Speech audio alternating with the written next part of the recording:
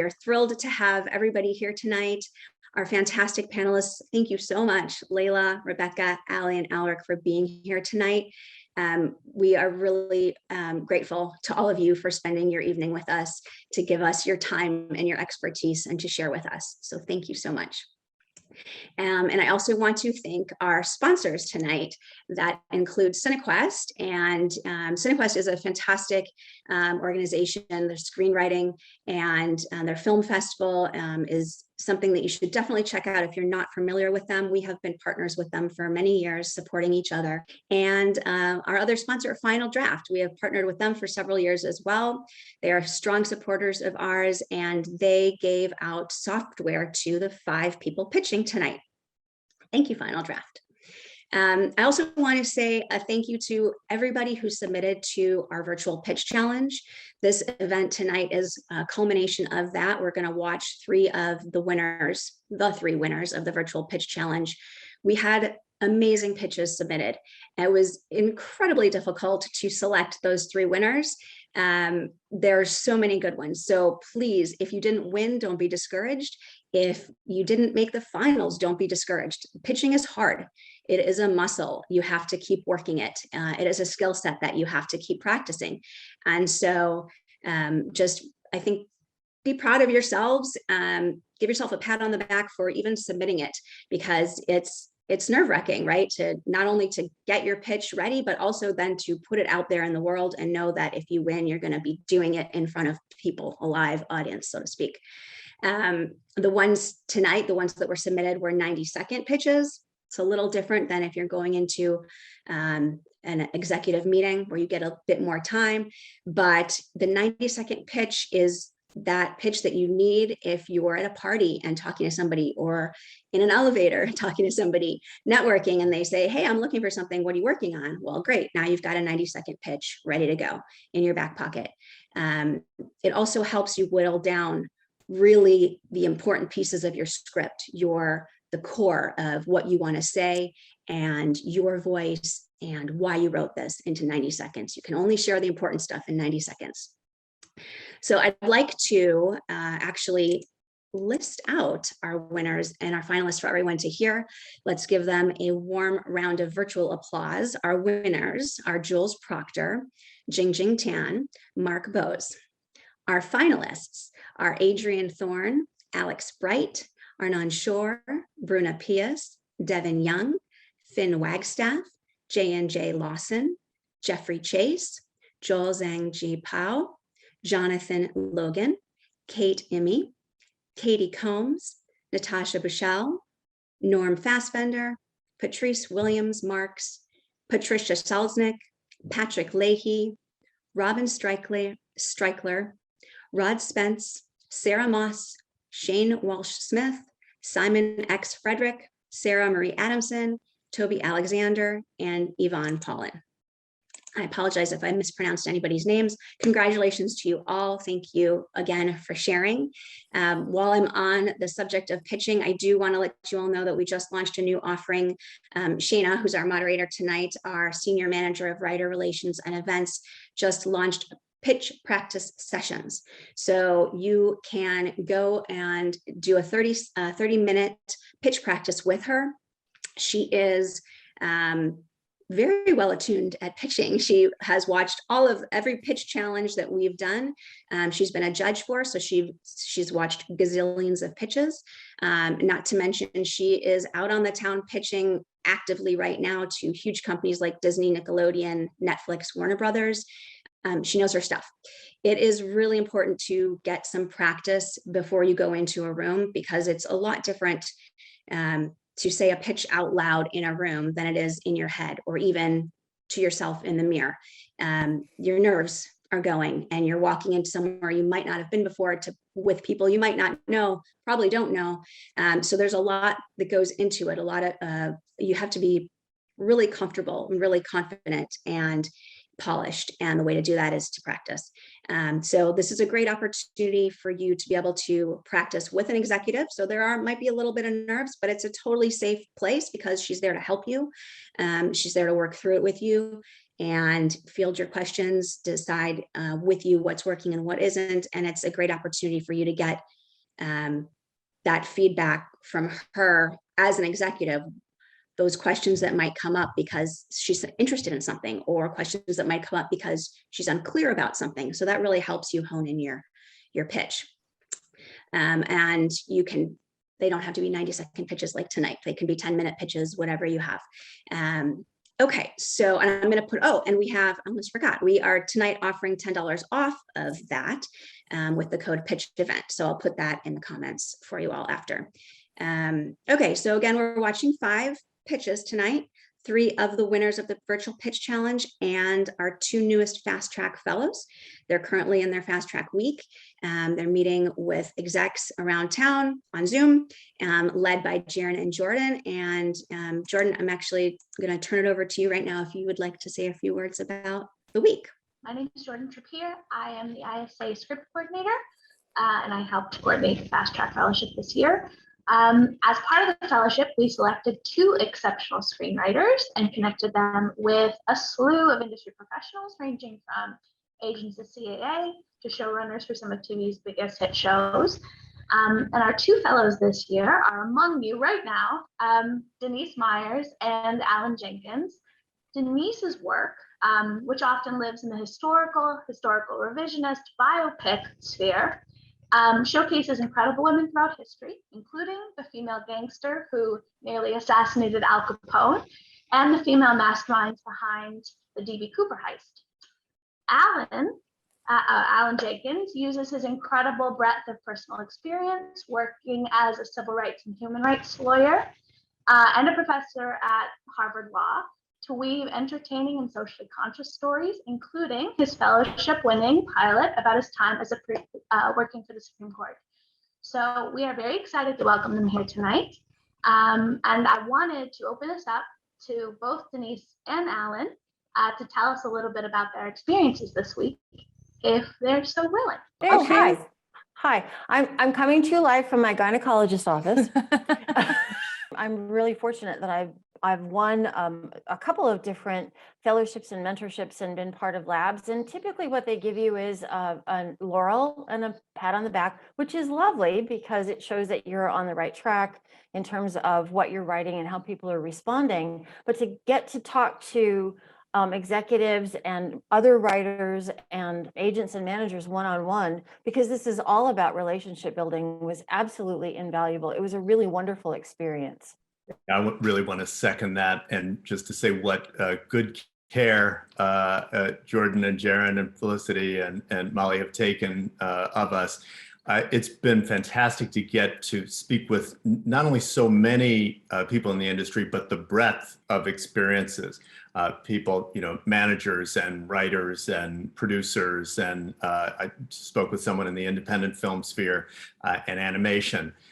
Which I just would never have gotten the chance to do. So it was terrific. And, I'm shuttling back and forth between the New York area and Cambridge, Massachusetts. So, and it's a pandemic. So, to be able to make all of those connections while still, doing the stuff I have to do every day has really just been a terrific gift. So thank you all very much. First, I wanted to introduce our amazing panelists that have given their time tonight to be with us and so graciously. First, we have Leyla Kader Dahm. She is a literary manager at Zero Gravity Entertainment. Thank you, Leyla, for being here. I think she just went off camera for a second. I don't know. Anyway, she will come back. And then next we have Alrik Bursell, who is a filmmaker and also runs the Making Movies is Hard podcast. So if you guys haven't checked that out, you should. And then we also have Rebecca Windsor, who is head of the Warner Brothers Television Workshop, and also Ellie Lockman from the Warner Brothers Television Workshop. So thank you all for being here. What we're going to do, the way that it's going to go, is we're going to hear the 5 pitches one by one, and in between each pitch, we're going to throw to our panelists and get feedback for a few minutes, and then we'll jump to the next. There she is. And at the end, we will go ahead and do a discussion with our panelists about pitching in general and just get some insight from their perspectives. So stick around after the pitches because we're going to get a little bit more in depth about pitching itself. So we are going to go ahead and get started with our first pitch, which I believe is Jules Proctor, which is a video pitch, and Molly is going to pull that up. What comes to mind when you think of Washington, D.C.? The nation's capital, the president, the White House, the Washington Monument? This pretty much lines up with the way D.C. has been represented by the media for years. Think about it. Scandal, Die Hard, The West Wing, Murder at 1600. Are you seeing a pattern here? But now, ask a native of D.C. the same question, and you might be surprised to hear some different answers. The Chocolate City, Howard University, the Carryout, don't forget the Mumbo Sauce, Go-Go music. It's no secret that Washington, D.C. has served as one of the most influential epicenters of Black culture in the U.S. But for a place to have such a strong Black presence, why has the media only portrayed a fraction of the district that doesn't really reflect the everyday experiences of its citizens? You see, life can be pretty different for people who live on opposite ends of Pennsylvania Avenue. This brings us to TJ and Tristan, a modern-day Cain and Abel raised in the urban landscape of D.C., who both try to overcome their environment's hardships by taking the law into their own hands, but in drastically different ways. We present to you Truth High. Throughout this series, we'll see how these brothers' stories unfold as they're exposed to corruption, peer pressure, injustice, and betrayal, all while navigating the not-so-normal obstacles of high school in the inner city. Amidst their circumstances, this dramedy will pull back the curtain on DC's rich African-American culture and the role it plays in shaping their future. We have a chance to do something that the industry has never really done before. Highlight the truth about Washington, D.C.'s history and show America that there's so much more to the nation's capital than just the White House.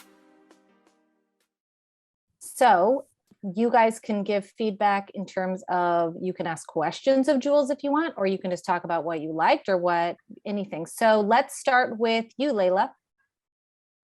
First of all, I loved it. I thought it was great. It had so much energy and I loved the visuals. And I also thought making it from your point of view, sort of the entry point, was a really great way to enter into the pitch. I guess I felt like for me, it was a little light on character development. I was just wondering if you could maybe find a way.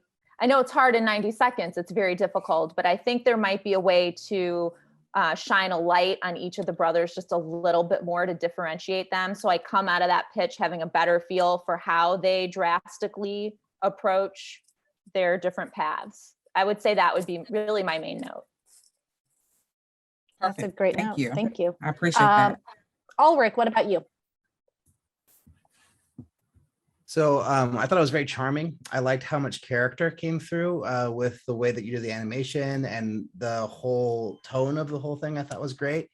I thought that the setup of, like, you know, setting up Washington, D.C. and what we've seen of Washington, D.C. in movies and television over the years was great, but I think it was a little too long. Like, I would have rather had that be a little bit briefer in the beginning and then gotten into more of the story details. You know, like Leyla mentioned, I think those things would have been better, just to kind of get into more of the root of why your story is different, besides the setting and besides showing a different side of Washington, D.C. Because I do think it's very compelling, but I just like left the pitch feeling like I want to know more, like tell me more. Is that Yes. for a 90-second pitch, Alrik, do you think that that's a good thing? Or do you feel unfulfilled in terms of? Yeah, I think if since the point of Washington, D.C. was hit so hard, and probably taken up a little bit more time in the pitch than I would have liked, I think that I was left wanting to hear more about these brothers and kind of what the story was going to be like. Like, is it going to be a traditional, like, you know, high school rivalry thing, or is it go outside of high school more? Is it just like the kind of the backdrop? I kind of wanted to know more of those details. Right. Okay. Rebecca, what about you? Yeah, I would echo what they said as well. I love the setup and the energy of it. It did go on a little bit long, almost to the point where I thought, is this going to be a documentary about the other side of Washington, D.C.? You know, so I think you can trim that a lot and then get into these characters. I also wasn't clear on the genre. Is it a comedy? Is it sort of a, you know, like All Americans kind of coming of age drama? And I think also, again, within 90 seconds, it's a little hard, but I think because you're talking about this is the other side of DC, I wanted to know how the city is going to make this show unique. Like, how is how are these Black students' experience in DC different than the Black student experience somewhere else in the country? Excellent. Ellie, what about Perfect. Yeah, I agree with everything that's said, and to sort of expand on, I think, Layla's first note and what was echoed, you know, obviously 90 seconds is a really, really hard time frame in which to convey the concept of a story, but even more to convey something that someone's going to connect with really quickly. That's not just conceptual, because obviously there's a lot to connect with there, but like the human element, the character element, what's the like emotional hook that's specific, like has been said, to these brothers, that is about who they are, that you can give us in those 90 seconds, that obviously you're not going to get too deep on it, but like, you know, that's gonna pull us in just enough to go, oh wait, tell me the whole pilot, you know. It's tough. Yeah. And it's great. I really do appreciate that feedback, because they really do. It's definitely a web of stories within this. Just great. I don't know if I have time to do that right now. So, but it's definitely a compelling story as they both bear witness their father's false arrest, and they just grow further away apart. And so they take mock trial. The one boy takes mock trial. The other guy decides that he wants to go and start like hustling in the school with the help of the principal. So it's just a lot of different interweaving stories within it. It's actually a dramedy. So I wanted it to be a 30-minute dramedy that could be something different. I don't see 30-minute dramedies within this specific genre. So I was like, okay, let me try it and see if it works. It's about law. This is the nation's capital. And I just think it's a story that is definitely meant to be told. So young people can look at this and say, okay, if I can do good, I can learn the law versus just taking the law into my hands and continue to do bad things. So it is definitely something that's meant to be enlightening and both entertaining. Excellent. Thank you, Jules, so much. You did a great job. No problem. Thank you so much. Okay, so next up, we are doing a verbal pitch with Denise Myers, who we have met. In 1971, Jennifer, a 32-year-old stewardess, is fired from her job by the airline she works for because they've decided at 32 she's no longer sexually attractive to the mostly male clients that they serve. So Jennifer decides to do the only thing she knows how. She partners with her friend Sarah, who's an air traffic controller and who she met when they were in juvenile hall together, to hijack the airplane for a $200,000 ransom. And even though the hijacking goes well, and even though they get away with the $200,000, after months of careful planning, nothing goes according to plan. The cabin they were going to stay in has occupants. The route they were going to take to cross the border into Canada is snowed in. They seek refuge at a summer camp that's closed for the season, where the night watchman steals the $200,000, and now they have to go after him. And they have a female FBI agent, one of only 2 in the country at the time, who's given her first assignment and now is trying to figure out how to catch them before they cross the border into Canada. This is Free Fall. It's Thelma and Louise meets Hell or High Water.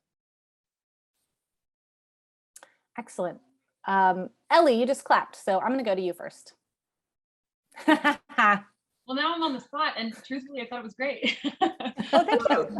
Yeah, I really enjoyed it. I thought you hit all the most important points. I thought you got really specific about your main character quickly, which was nice because we want to care from the get-go. We don't want to feel like we're waiting for the important bits. Yeah, well done. Thank you.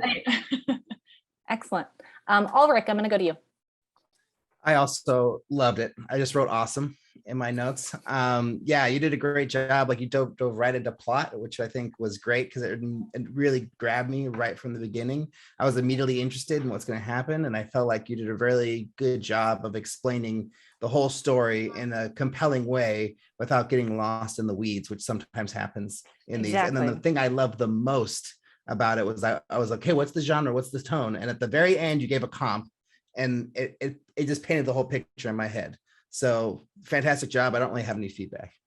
Thank you. Awesome. Leyla. Did you specify if it was a feature or a TV show? I did not specify Okay. because I felt like stopping to do that might have held up the forward trajectory. That's why I wanted to jump in with the comps at the end, just to let you know, since they're both features by default, that maybe you would extrapolate that.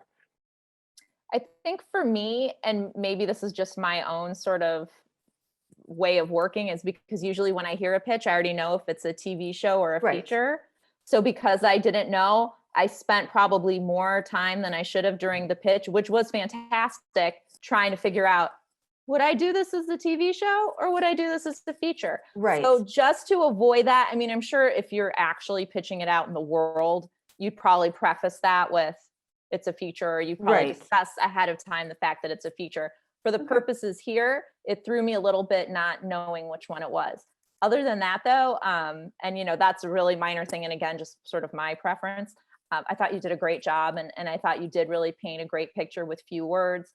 I'd say if there were anything maybe I'd touch on a little bit more is, even though you did through shorthand establish sort of the nature of the relationship between the air traffic controller and the stewardess, maybe a little more about that relationship and how they relate to each other within the story.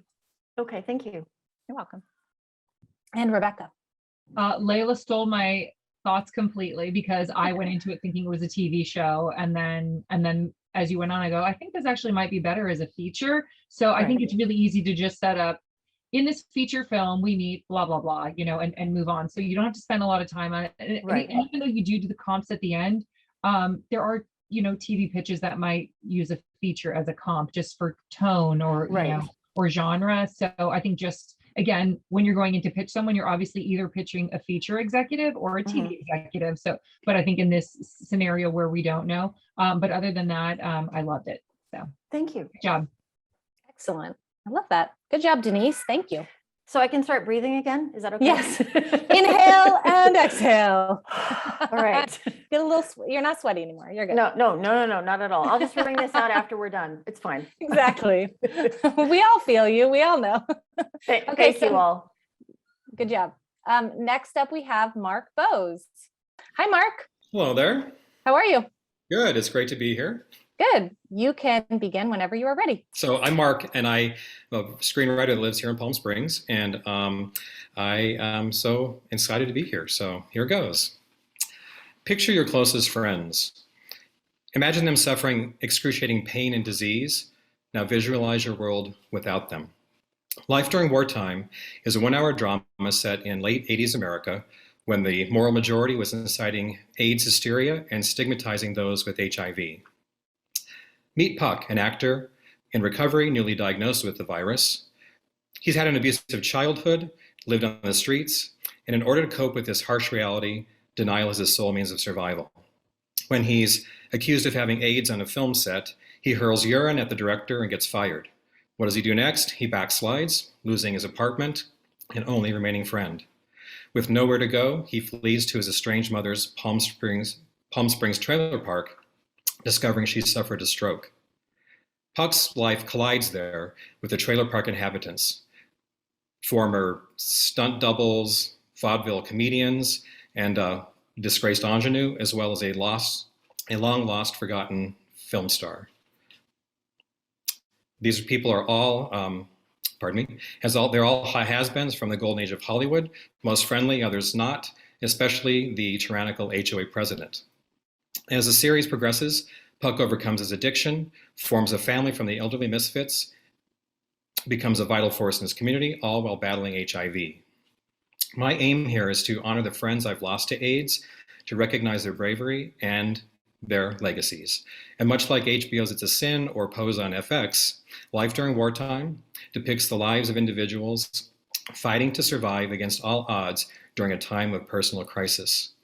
And despite the hostile world around them, a message of compassion, hope, and love endures. This is a survivor's tale. Rebecca, I'm going to go to you first. Great. Great job, Mark. Obviously you could tell a little bit nervous. Don't worry about it. It's Zoom, so it's totally fine. It happens to everyone.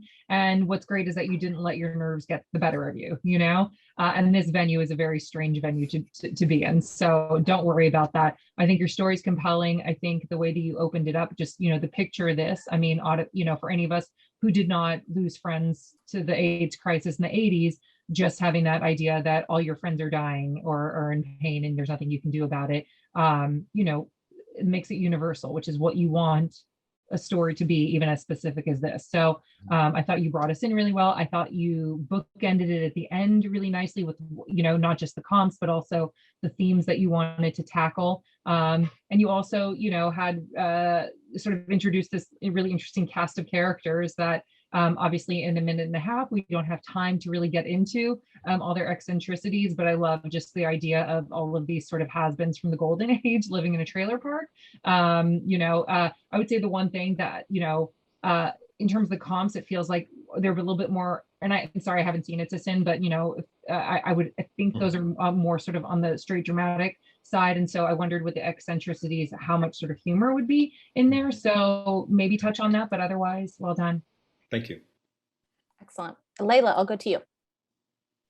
I thought you did an amazing job, and also I actually like got emotional. Just like the world that you painted a picture of, like really choked me up a little bit. I love the title. I think that it's a different world that we haven't seen before. So I think that that is going to really intrigue people, because you hit on something that's like unusual and unique, but yet you inserted enough like relatable touchstones, like about like old Hollywood, which is something that people I think are interested in, like to use that as like a vehicle for the characters. Mm-hmm. So yeah, no, I mean, I really honestly don't have any notes. I thought it was great. Oh, thank you. Excellent. And Alrik.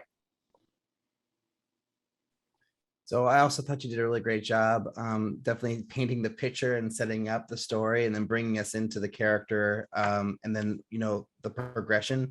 The one thing I wanted to know more of, and this might not be possible in a 90-second pitch, is just kind of the pacing of the show. Of like, at what point is Puck going to be at the trailer park? Is that all happening in the first episode, or is this over like 3 to 6 episodes? Like, you know, I was trying to picture the season in my head, and I kind of got lost onto like exactly what the whole you know, arc of it would be. And you touch on it in a little bit about where he will kind of end up at the end of the season, but as far as like, you know, how long it takes us to get there, how much time we're spending with the actors, the old Hollywood team versus his time in New York, that's a little bit unclear to me. And I mean, like I said, 90 seconds, it's really hard to fit everything into that, especially when you're pitching a whole show. But that would be like the one element I'd want to hear more about. Okay. Thank you. You can answer that if you want, Mark. Well, actually, he does end up within the first few pages, ends up in the Palm Springs trailer park. So it happens immediately. He's immediately thrust into that world. Oh, okay, cool. So it's like New York for like just 15 minutes and then boom, right in. Actually, Los Angeles too. Oh, Los Angeles. So, yeah, Sorry. Excellent. And Ellie. Yeah, Mark, I also really loved it. And I think you did something, or you presented us with something that I think is a useful note. It will probably come up in the Q&A, but it's a useful note for everybody pitching, which is if you're pitching a story, right, you have a personal connection to it. Whether it's you have an anecdote, or it's in your history, or an emotional connection, or you're just super pumped about this idea and this character, you're connected to it, right? So and so in that sense, pitching is always going to be inherently vulnerable, not just because it's scary to do, but because it's yours, it's your story. So I think a great note for everybody is however that comes out of you, coming to the table willing to be vulnerable enough to let that show, whatever it looks like, even if it's like you're stressed or you're on edge or whatever it looks like, you know, that's not just the nerves of pitching, I think is really useful, because at the end of the day, you know, we all want to feel connected to the person in the room we're hearing a story from, and that's a beautiful way to do it. So thank you. Thanks so much. Excellent. Thank you, Mark. So when I was in my 20s, to my amazement, I was picked to be a law clerk at the Supreme Court of the United States, also known as SCOTUS. The Supreme Court law clerks are 20-somethings fresh out of law school who, for some reason in our legal system, get picked to take the first crack at some of the most important and controversial questions of our time. It was the most exciting, dynamic, terrifying, hilarious, entertaining time of my life. So my pilot screenplay SCOTUS is loosely based on that experience and my time in that job. The show is a 1-hour drama. It follows the days and nights of a cluster of law clerks as they struggle to do justice from very different, often clashing perspectives, all while trying to find love, sex, and belonging, and sex. It tonally is in the vein of Grey's Anatomy meets The West Wing. The pilot centers around African-American law clerk Ben Joseph as he struggles to prove that he belongs at the court, tries to halt a flawed execution, and gets re-entangled with an ex-girlfriend who today may or may not be a Fox News commentator. You can Google that part. The central theme in the show is the tension between the law and real people. The Black law clerk who's racially profiled on the street while dealing with police brutality case at work. The gay law clerk who struggles with whether to come out to his boss when an LGBTQ equality case comes before the court. The Muslim law clerk whose daily prayers make his coworkers uncomfortable, including a Supreme Court justice. As our country struggles with critical questions of belonging, of history, of equal justice under the law, I think SCOTUS is the right show at the right time. The Supreme Court is constantly in the news. There's going to be a stream of new cases, and audiences will love these characters who are diverse and funny and sexy and real. So thanks so much for taking the time to hear about SCOTUS. Thank you so much, Alan. Rebecca, so that you don't have to repeat what other people are saying, I'm going to you first. Thank you. I loved it. No, it was great. Everything where I like any question I had as I was going on, like, I wonder what tone it's going to be. And then you said Grey's Anatomy meets West Wing. I was like, so and then you got into the characters. You were very efficient and economical without it feeling rushed. So I have like a complete sense of what this show is, tonally, characters, arcs, types of storylines. So I just thought it was wonderful. It's a great job. Thanks very much. Excellent. Leyla. Yeah, I agree. I thought it was really great. You painted a full picture of what the show is. I can imagine it. I'm just curious, would it be set at the time that you lived it, or would it be set now? Well, I originally wrote it set in the time that I lived it, Leyla, but most of the feedback I got was to bring it into the current era. So the current draft is, the timing is not stated, but it doesn't have any of the kind of historical markers of the 1990s, which is when this happened. Okay. I'm wondering if that could work to your advantage if you did set it in the 90s, because I feel like there's such a need for escapism right now, and people sort of love to look back, but then I also see the value in setting it in the present day and perhaps exploring cases similar to those that the Supreme Court will actually be hearing. So I don't know, I'm a little torn. You have me wondering which would be the way to go on that one. Me too, but I still have both drafts, so I can nice. First of all, that's when you pitch it, and then you leave it up to the studio or the network to tell them what they want, and you go, okay, great, that's what I was thinking. That sounds right. Excellent. Ellie. Yeah, I agree with everything that was said. It was super compelling. It was concise. There was no wasted breath. It was awesome, and I think it was really not something you did that I thought was really important to do, given how little time you have and how much you have to convey. Is when you introduced your main character, you got really specific about what he goes through in the pilot, which is super important. So, and you don't have to get into the weeds on anybody else. You can be broad, but I thought it was awesome. Well done. Thanks very much. Excellent. And Alrik. Yeah, I agree with everyone. I thought it was great. I would vote for it to be in the 90s, but I'm not an executive or anything. But the one note I had was going into it, it was good to hear your personal connection, your personal story, but I would have preferred personally just to have the actual nitty gritty of the show up first, because you got to that like right after. But I think if you would have started with that and then put the personal connection in the middle, because I felt like the ending was really strong, so I wouldn't want to end with it.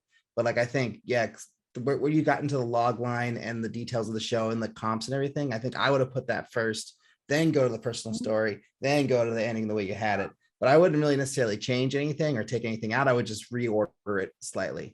But great job. It's fantastic. Thanks very much. Excellent. Thank you so much, Alan. That was amazing. So I'm going to have Alan go off camera, and then I'm going to dive into some deeper questions. I know, Rebecca, you have to leave in a little bit. So I'm going to ask you, okay, I'm going to ask you guys all just some general questions about pitching overall. So I can throw to somebody, or if you guys want to pipe in, just unmute yourself and I'll know that you want to talk. So here's my question to start with. When you guys are hearing pitches, how long, when you do a Zoom pitch with somebody, how long generally is a feature pitch versus a series pitch? Are they the same? Is there a difference in length? How long should somebody be preparing themselves to pitch if they get a pitch meeting via Zoom? Or, I mean, once we get back in person, but right now everything is on Zoom. So Leyla, do you want to answer that? Well, what's so funny is I just feel like on the feature side, all I've been doing is sending the screenplay. Like, people aren't really interested. I mean, maybe it's just the people I've been interacting with are really interested in taking pitches on the feature. They'd rather just read the feature because it's right there in front of them. Whereas with a TV show, it's going to be so much more than the pilot. So I feel like a pitch is more useful to the executives. In terms of length, I'd say 20 minutes roughly, and then maybe 5 to 10 for a Q&A is typically what I'm seeing, or at least what I think feels good in terms of length for a TV pitch. Okay, and Rebecca?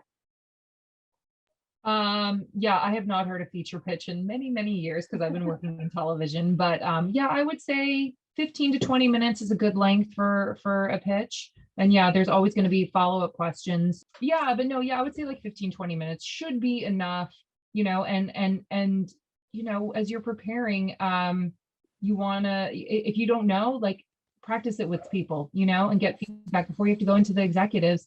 Have your roommate or have your partner or have a friend listen to it so they can tell you, oh, this, you kind of got a little off track here. We don't need that much. It's a little too much information, or I want to know more about this. And then that will help you craft it. Excellent. Alrik, do you want to answer that too from your perspective? Well, I'm more on the pitching side rather than the listening side. Right. But yeah, I mean, I think, yeah, 20 minutes seems good for a feature. I don't know. I mean, I've pitched as little as, 90 seconds to 5 minutes to, a whole hour. So I think it just varies, but I mean, I'll take what I can get. Right, exactly. Use your time, whatever you have. Okay, so here's another question that we've done some of these pitch panels and stuff. So, some questions get asked over and over, and I was trying to think of some new questions that maybe we hadn't heard answers to. And things that always pop up for me are, so let's say you're pitching a TV series to a creative executive at a company, let's say Netflix. What happens, and how can it be useful to a writer or somebody pitching? What happens after you pitch that creative executive? Where does it go in the, upward trajectory? And what are some tips maybe during your own pitch to give them those nuggets that they can take when they go talk to their, their boss about the project? Does that make sense? Leyla, what do you think about that? I mean, I don't know. Your guess is as good as mine. Like, tell me so I can figure it out. I don't know. I mean, it's hard to say. So you're asking kind of what happens. Maybe what's the chain? What's the chain? I mean, I think it really depends on the company in terms of, how they have it structured. I think, and it also depends on who you're pitching. So recently I pitched a show to an entire department at a network. And so there were no questions afterwards. So it was very clear that the pitch did not go over very well, and that was the end of it. So it was like, thank you very much. Because, usually at the end of a pitch, I mean, every other pitch I've ever given or participated in, usually they'll at least pretend that they're going to think about it. But I think because she ran the department, she was like, I don't need to pretend. So I had my answer right away. So in that case, I mean, because it was the head of the department and her underlings, that was everybody who needed to hear it. So that was kind of the beginning and the end of the process. I think if you're dealing with, maybe if you're pitching to a lower level executive and they need to, maybe they love it and they need to sell their boss on it, it's hard to say how long it will take. I like to think a yes takes longer than a no, but there's no hard and fast rule. I find no's do tend to be faster, and in that particular case, immediate. So, I mean, it just really depends. I think it completely depends on just, the way the company's structured, how they run things. I like to think that places will get back to you fairly quickly with an answer, like as soon as they have it. But sometimes, they get bogged down and you have to check back, poke a little bit.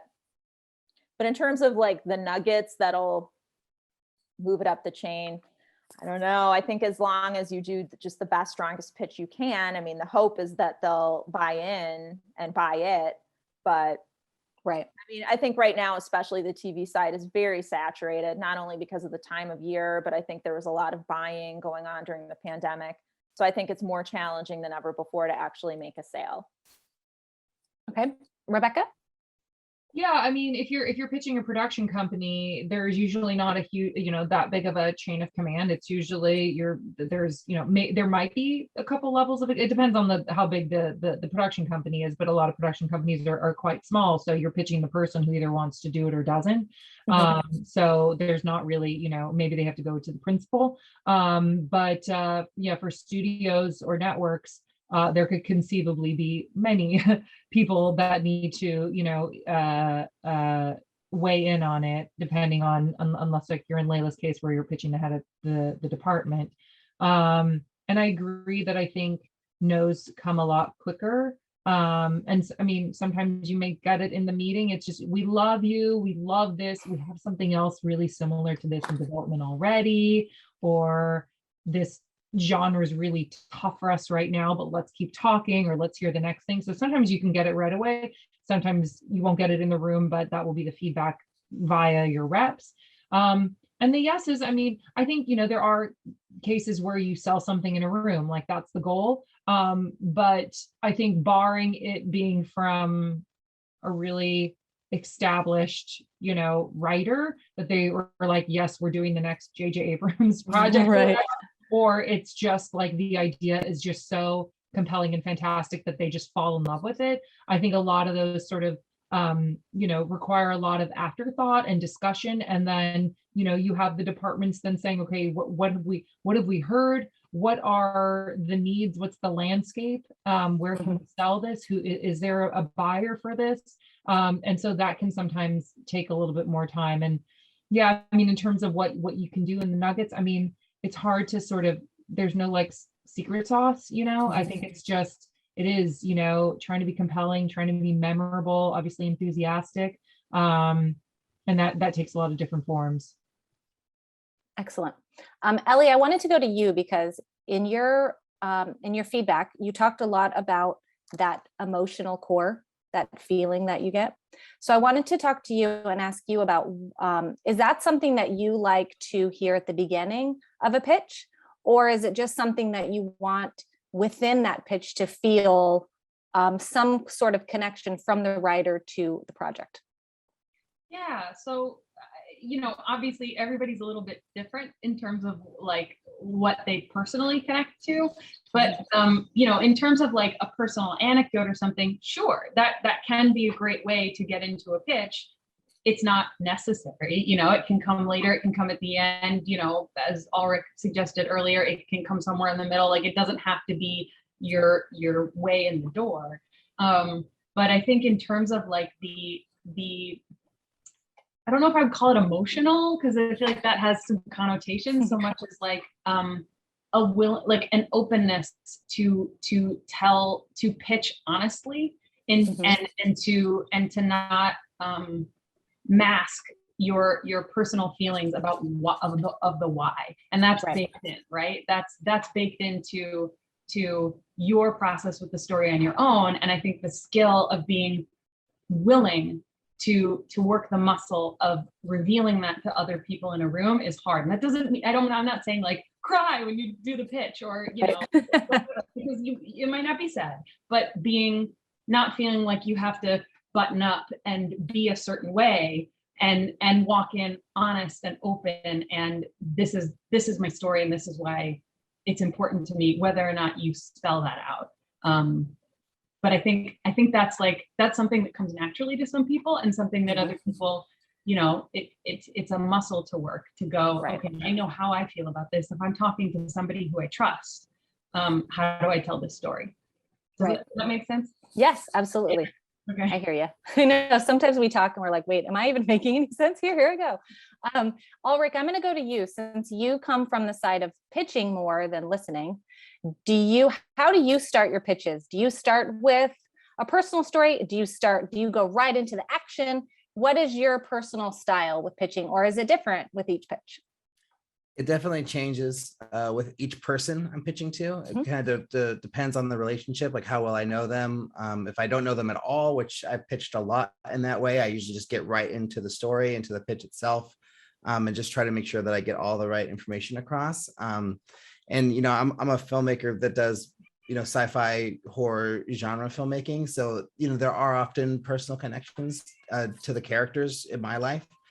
So I always try to work that in, but usually it's not what I lead with. I usually lead with, you know, the things that I like, like the genre, the you know, the details of like what it is. It's a feature, is it a show, and then kind of go in there. And I'm also a very plot centric person, so I tend to like outline the plot early on and then get to character second.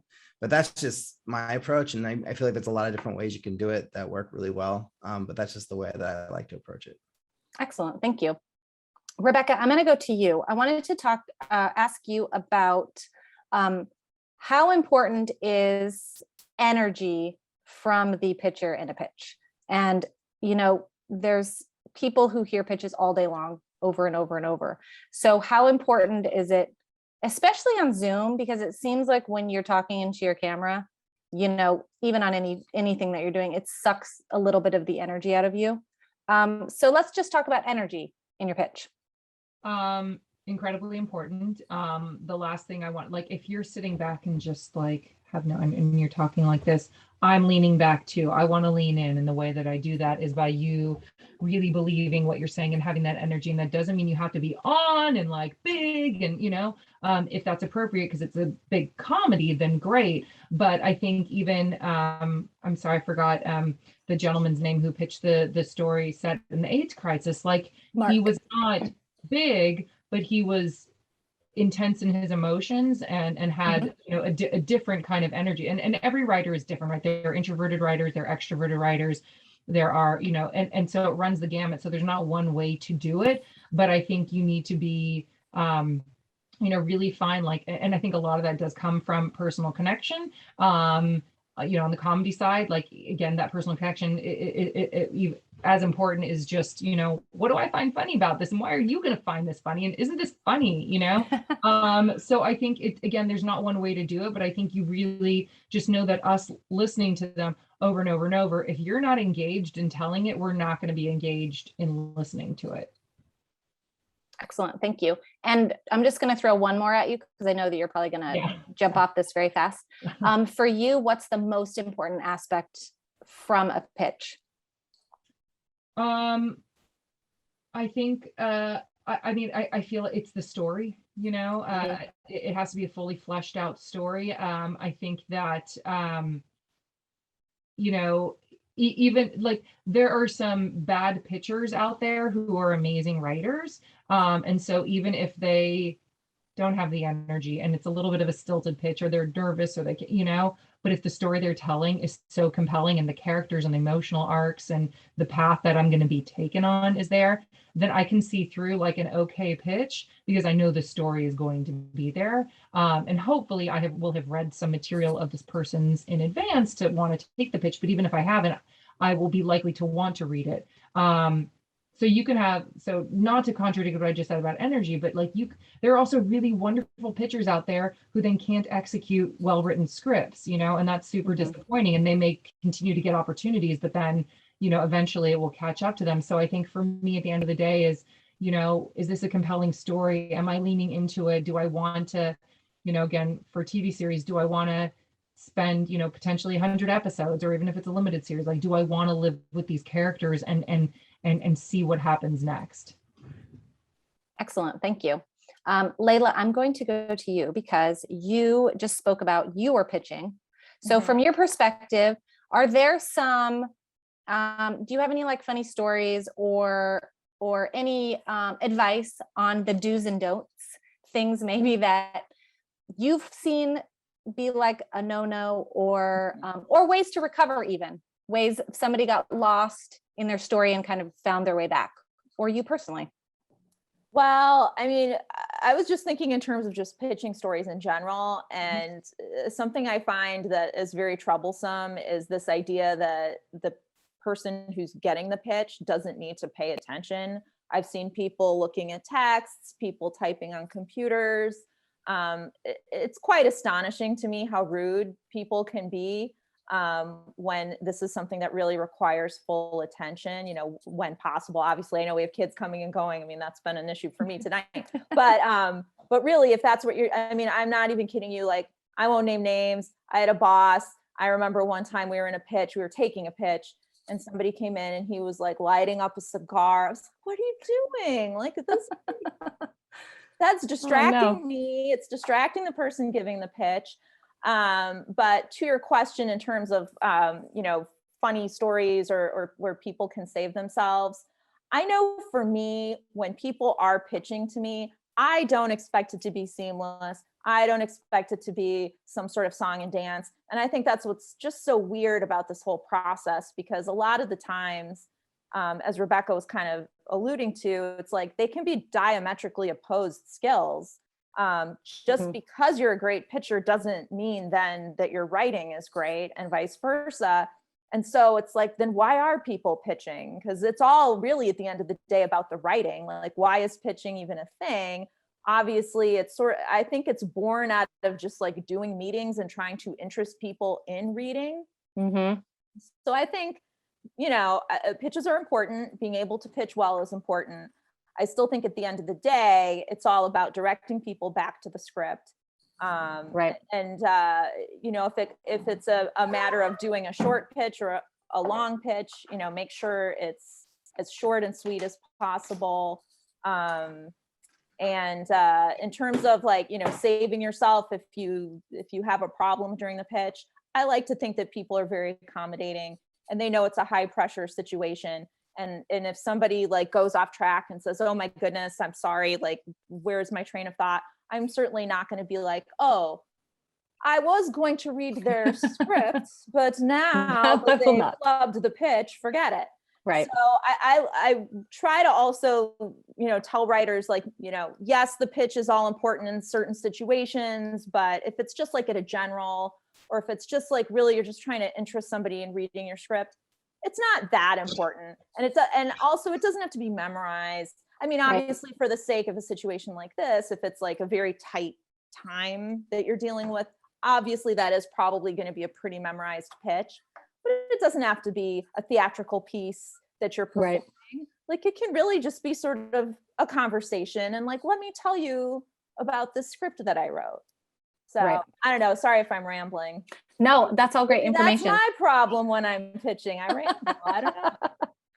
I think that's great information though. I think that, it actually gives, I think a lot of people stress out about thinking that they have to memorize everything. And a lot of times when you end up memorizing, you become very monotone because you're trying to remember the next line.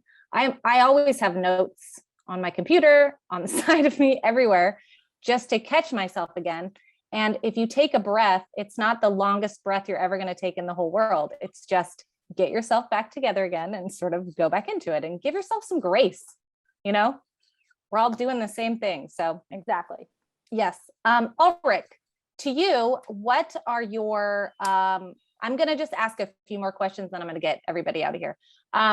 What's your advice in terms of putting together a format for a pitch or practicing it? How many people do you practice to? Do you write it all out? Do you voice record it? Like, what do you do? What's your process?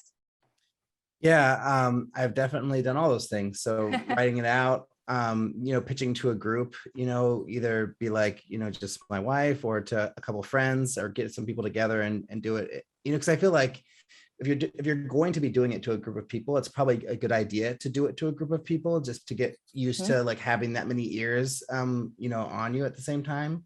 But yeah, I really like, because I was doing these pitches that were supposed to be like exact, like 5 minutes or 6 minutes or something. So I would time myself and just make sure that I actually had it down, and then listen back and then hear what I sounded like and be like, oh, wow, you're speaking too fast here. You can't understand what you're saying. Slow down, that kind of thing. So I think practice is really important. I do agree that like, if it's too rehearsed and it becomes like this theatrical play, that you do lose a little bit of a connection to the material.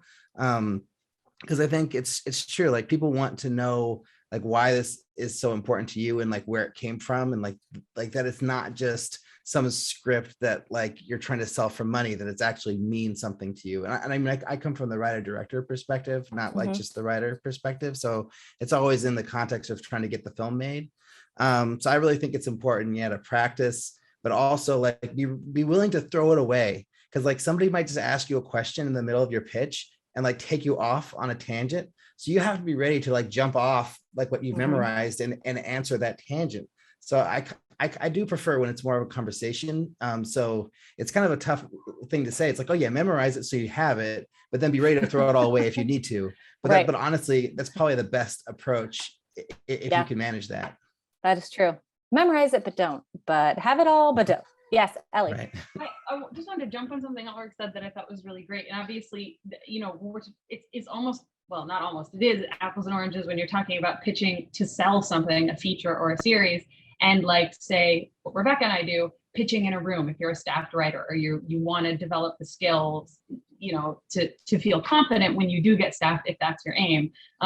Pitching is something that we work on a lot in the workshop, and we do use the format of like pitching a spec you've already written. They have to pitch original pilots that we then develop with them, all that sort of stuff. But we also work on pitching in the room, and I think some of the skills that we're all sort of dancing around needing to work on for pitching in general are applicable in terms of, yes, like, no, it doesn't have to be perfect, and you don't always have to have it memorized, and you go with the flow, and it's a conversation, like Leyla said, but the same skills that you're aiming for, like being able to confidently express your idea and not go, maybe we'll do this, I don't know, kind of being wishy-washy about your own idea, as opposed to being passionate about your idea, is all of those skills are useful in a room. And we do, so I think it's a good muscle to work regardless, knowing that you're going to throw it all out the window when you get in a room and you're just connecting with other people.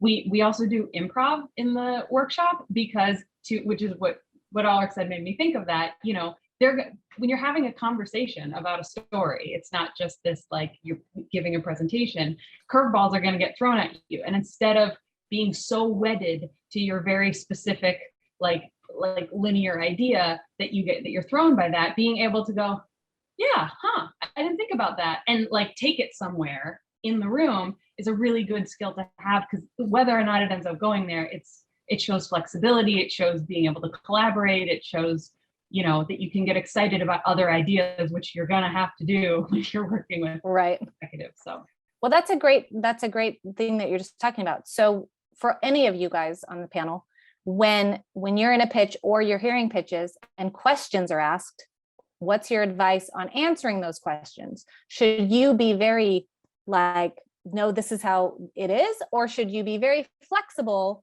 and say, that's a great idea. I never thought of it that way. Is there a way that you can do that without giving up your creative, what you love about your story while being flexible? I think if you actually are willing to be flexible, then you can relay that. But I think you could get yourself in trouble potentially if just for the sake of the pitch or trying to sell it, you're pretending to be flexible. And then when the papers are signed, actually, no, this is the way I want it to be. I am not going to change it. So, I mean, it just really depends. I think that you can also, I think you can be honest. Like, I know that there's a sort of like, eagerness to please component sometimes if you're in the room, but if there's something that like you really feel strongly about and that you would fight for if it came down to it, you can be, I think you should be honest and say, well, that's actually something that's not going to change. Like recently a client of mine was asked to flip some character traits of 2 different characters in his script for an actress to sign on. And I said, would you be willing to do this? It would really help the project if you flipped these 2 characters. And he said, no, I'm not willing to do that. This is based somewhat on my life, somewhat on people, that I knew. Yes, it's fictionalized, but it's like, there's enough truth there and enough that means something to me. And I love that main character as she is. I just can't do it. So I had to go back to the actress's producing partner and say, I'm sorry, he won't rewrite it in that way. And then all the interest was gone, but the writer had to be true to himself, and that would have been a substantial rewrite. So then after a point you have to ask, and there still was no guarantee that, you never know what'll happen. Will the actress stay attached to the project? Maybe the actress changes her mind, maybe her availability changes. And then you've made all these changes just for the sake of one person. So I think he was like, I just don't think it's worth it to me, the amount of work, the amount of rewriting. Therefore, I'm not going to be flexible on this. There are other things I'm willing to be flexible about, but not that. Right. So, but that's the risk you take sometimes if you're not willing to be flexible. So it's always sort of a game of balancing what you're willing to do, what you're not willing to do, and what you can live with at the end of the day as an artist. I'm sort of to the point, like, when I do my own writing, I don't care. Give me a paycheck. I'll change it. I'll do whatever you want. Make it a child, make it an elderly person. I don't care. Turn it upside down, make it go backwards. But other writers have more artistic integrity than I do. I love that. I'm sort of, I teeter sometimes, but I'm more on that side. I'm like, yep, I love that. Let's do it. But I can understand if it's a personal story and you want to keep that intact, then you should stick to your guns and you should do that. Okay, so 2 more questions. One, this is for all of you. Let's talk about leave behind material. When you're done with the pitch and the executive says, do you have materials? Does that mean a pitch deck? Does that mean a script? Does that mean a treatment? Does that mean a synopsis, or all of the above, or whatever you have? I don't know, man. I grapple with this every day. I don't know the answer. It never seems to make a difference either way lately. So I mean, I sometimes what I'll do is create a special leave behind material. So it's like a 1 sheet or something that doesn't convey too much. But I mean, I feel like a lot of the time they just want to read the material anyway. So I mean, why be precious about it? So then sometimes I'm like, here's all of it. Here's the deck. Here's the Bible. Here's the pilot. Like, do whatever you want with it. I mean, I don't really know necessarily what you're gaining. I know there's a school of thought, don't leave anything behind. Wait until they make an offer and then you can give them the material. But I mean, sometimes they want the material in order to make an offer. So, I mean, I guess at the end of the day, leave behind everything if they need it to make a decision. Right. Alrik, what about you? What do you leave behind? Yeah, this is something that I've asked many people, like, what is the way? What is the thing to do? And there's so many different answers. But you always, like, the thing that I've come down to is, like, I always bring it with me. I always have it. And then I don't bring it out before in the beginning ever. It's always like at the end, but I only bring it out if they ask for it. And otherwise I just hold on to it. And then after the fact, if they're curious and they want to know more, then I'll send it over. but like I think it's probably better to just hold on to it and wait till it's requested, because the worst thing you want to do is just like, throw it out there for it to not be read, or, I don't know. It just seems like if they really care, they'll request it. And does that include pitch decks? Do you create pitch decks? Yeah, I always have a pitch deck and a script. And I made one sheets for my feature and never used them. So I think the pitch deck and the script is all people care about.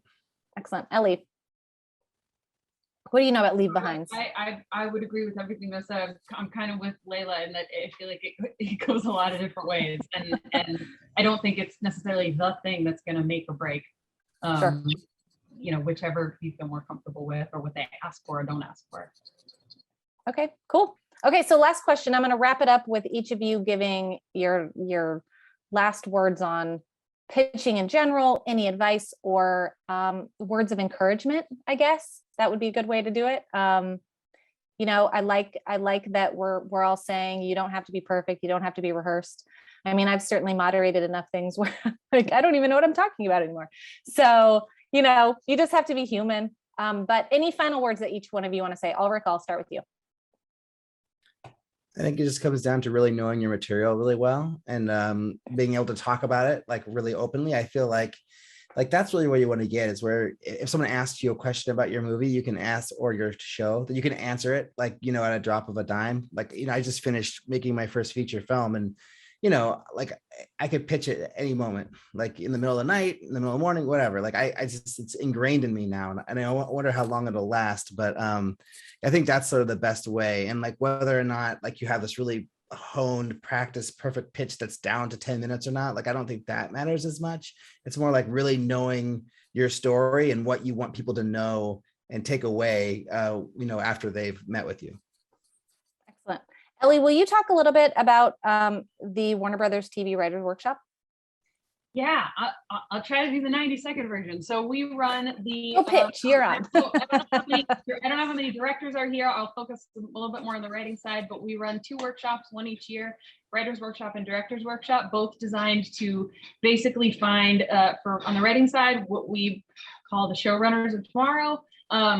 And on the directing side, people who are wildly talented directors who have been working or in the indie space or commercial space or music video space, but for whatever reason have not been able to break into episodic television yet. So what we're looking for is people who have really honed their craft, but haven't been able to break into TV, because neither workshop teaches how to write or how to direct. It teaches people who already know how to do those things and have a really strong sense of their own voice and their own skill, how to funnel that into the intense machine that is episodic TV. And so the Writers Workshop runs every year from in the evenings from October to March, early April. That's sort of designed to line up with staffing season, although we all know now things staff all year round. And the Directors Workshop in non-COVID times runs weekends in the summer. So like June, July, beginning of August. And both of those workshops takes place on the Warner Brothers lot. The application period for the Directors Workshop, all the info is on the website, which I can share in the chat.